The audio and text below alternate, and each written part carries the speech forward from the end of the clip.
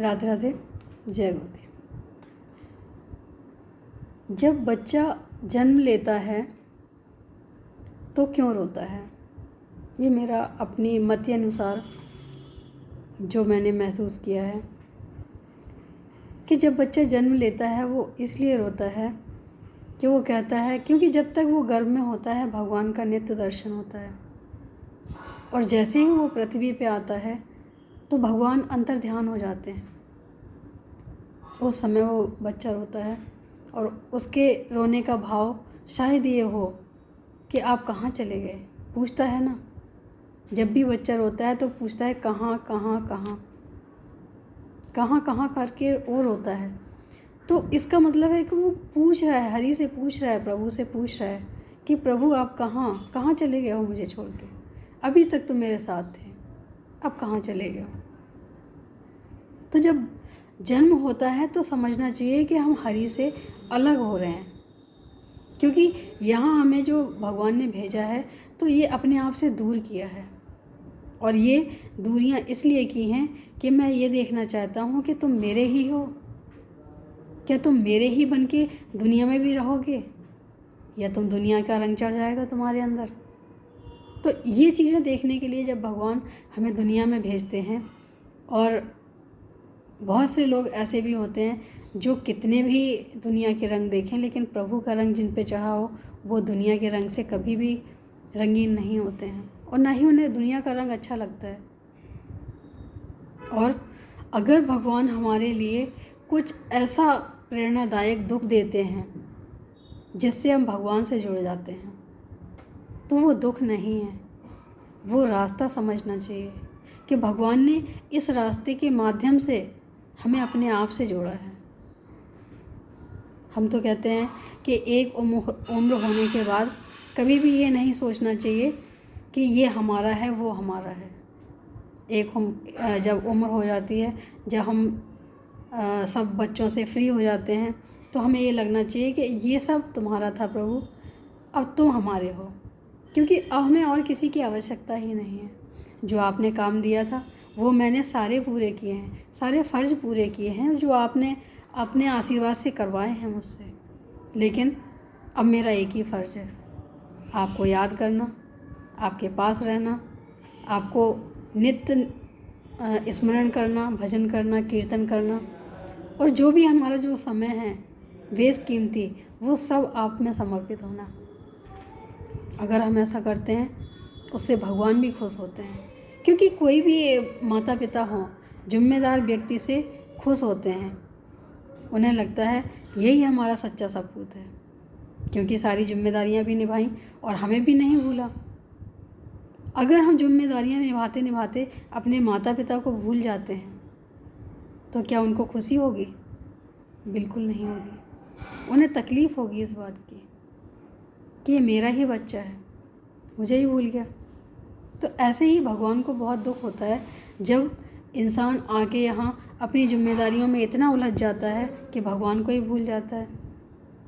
और वही भगवान जब खुश होते हैं जब हर जिम्मेदारी को भगवान से जोड़ते हुए आगे जाता है और यही कहता है कि भगवान कर तो मैं रहा हूँ या कर तो मैं रही हूँ, लेकिन करने वाले तो आप ही हैं।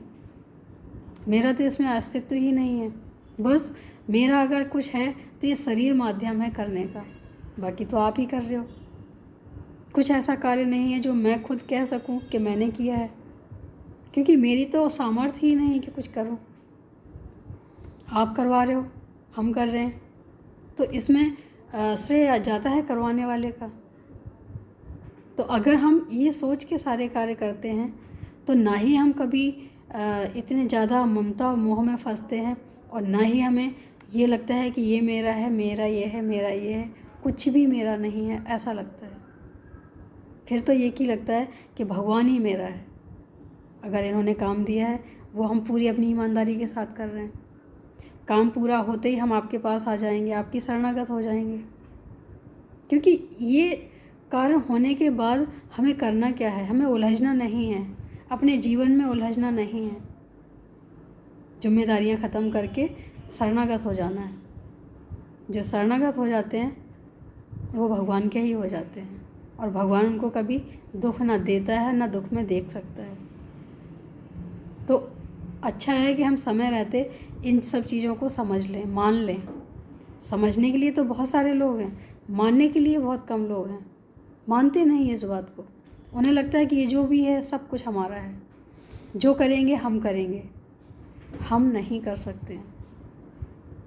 हमें ये सोचना चाहिए कि हे प्रभु, आप ही करने वाले हो, आप ही करवाने वाले हो, हमारा माध्यम है, हमसे करवा लो आप।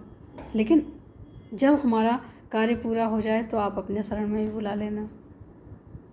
जो माताएं होती हैं, जो वृद्ध पिता होते हैं, जिनको घर से बेघर किया जाता है, तो उनको भी ये चीज़ कहीं ना कहीं सोचनी चाहिए कि भगवान ने हमें ये मौका दिया है, जो हमारे अंत समय में हमें सबसे अलग कर दिया। क्यों अलग कर दिया? क्योंकि हमें प्रभु से जुड़ना है। अगर हम सबके साथ बने रहेंगे तो हम प्रभु से कैसे जुड़ पाएंगे? तो अगर हम इस चीज़ को मान के अगर हम खुशी मनाते हैं तो हमारे लिए तो बहुत अच्छी बात है, क्योंकि एकांत में ही भजन होता है।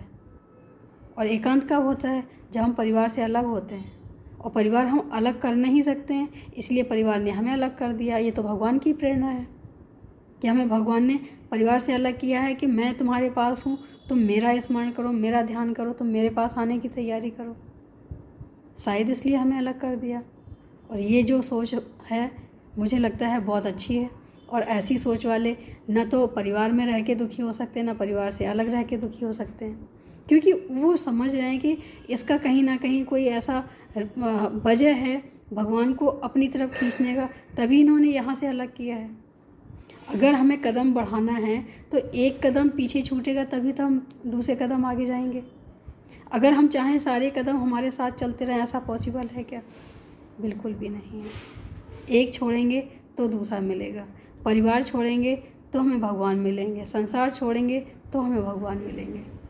अगर कुछ छूटता है तो ये सोचना चाहिए कि हमें भगवान मिलने वाले हैं,